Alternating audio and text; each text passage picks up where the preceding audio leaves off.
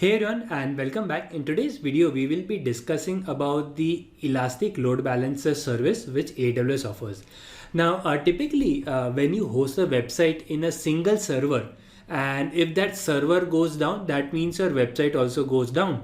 And when your website is driving your business, you do not really want a single point of failure to happen. And this is the reason why for high availability, typically a lot of organizations, they have multiple servers, so that if one server goes down, the traffic can still be redirected to the other servers which are up and running. And one of the important component in those architecture is the load balancers. So let's go ahead and discuss more about that.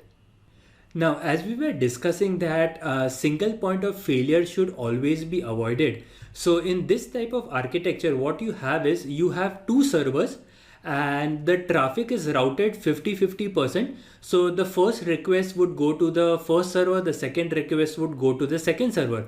Now, in case the first server goes down, all of the requests can still go to the second server and your website will still be up and running.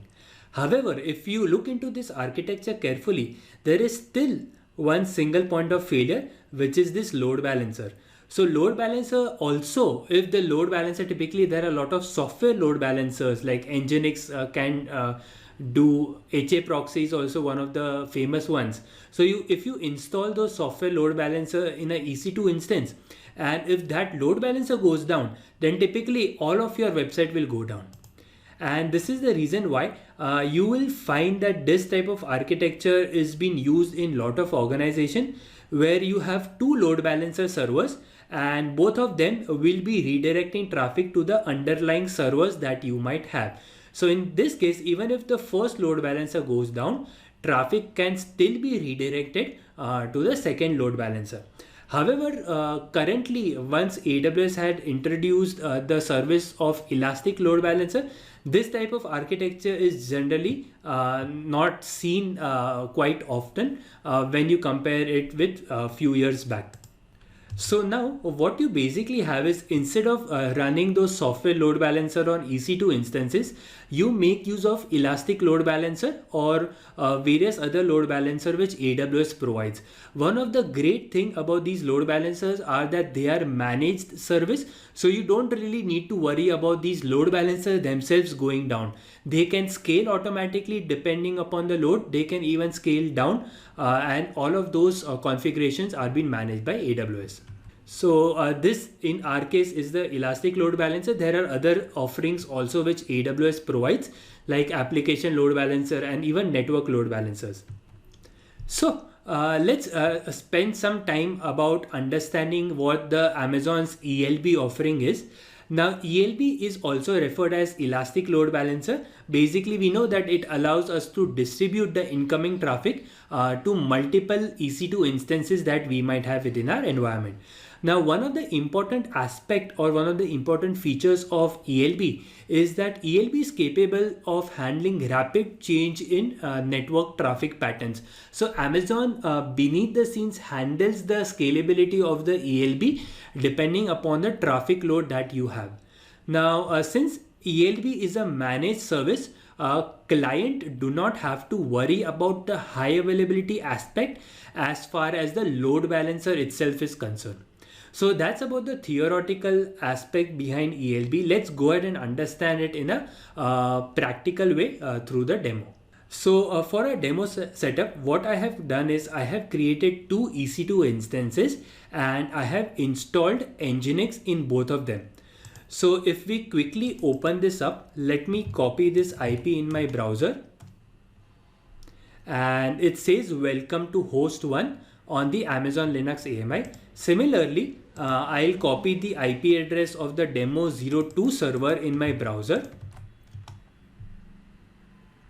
And it has welcome to host 2. So first one has welcome to host 1 and second one is welcome to host 2. Now, in order to verify whether ELB actually works, because we have seen that ELB should redirect the traffic request to multiple instances, so that even if one instance go down, your application from the second instance can still be served. So on the left hand side, if you go into the load balancer section, So here you have the load balancer section. I have a load balancer called as kplabs-elb which is created, and within this load balancer, within the instances tab, I have both of the instances connected to the load balancer, and if you see the status, both of these instances are in service. So now if I go to the description and let me copy the DNS name of my load balancer and I'll paste it here. So the first time it says welcome to the host 2. So it has redirected the traffic to the host 2 over here. And let me refresh. And this time you see welcome to the host 1. So the second request now went to the host 1. If I refresh once more, it went to the host 2. If I refresh once more, it went to the host 1. So what the load balancer is doing is that it is redirecting, or it is sending requests to both of the servers which are part of the load balancer instances tab. Now it might happen, so we were already considering the scenario that it might happen that one of the server might go down due to some issue with application, or it might be the network issue or the server issue by itself. So let's do one thing. Let me stop the server 1 by itself, and let's see whether load balancer will send the request to this failed server or not. So our instance state is still stopping, and what we can do is we can go back to our load balancer. Let me just copy this URL. I'll paste it in a different tab, and now you see the request is being redirected to the host 02, which is the kplabs demo 02 server. And if I refresh once again it is the request is going to the host 2. Let me refresh a few more times, and all the time we are seeing the data or the request going to the demo 02 server.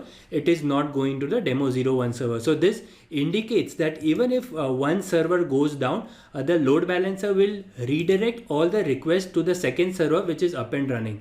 Now for our testing purposes, if you see, we had created that distinction of host 2 and host 1, but typically in production you will have same set of application deployed across both the servers.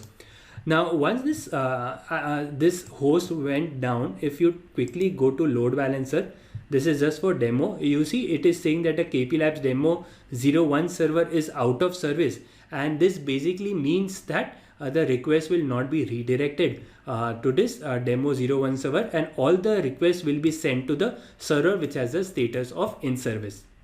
So this is it about today's video related to Elastic Load Balancer. I hope the demo that we have created has been useful for you. If you have any questions, doubts, suggestions, feel free to connect us at Twitter, Facebook or LinkedIn, or mail us at instructors@kplabs.in. Thanks for watching.